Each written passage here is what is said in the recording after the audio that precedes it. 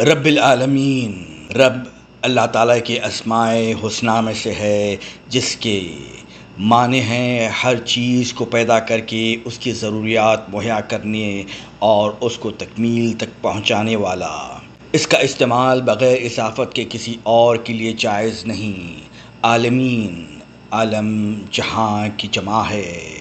ویسے تو تمام خلائق کے مجموعے کو عالم کہا جاتا ہے، اس لیے اس کی جمع نہیں لائی جاتی، لیکن یہاں اس کی ربوبیت کاملہ کے اظہار کے لیے عالم کی بھی جمع لائی گئی ہے، جس سے مراد مخلوقات کی الگ الگ جنسیں ہیں، مثلاً عالم جن، عالم انس، عالم ملائکہ اور عالم وحوش و طیور وغیرہ۔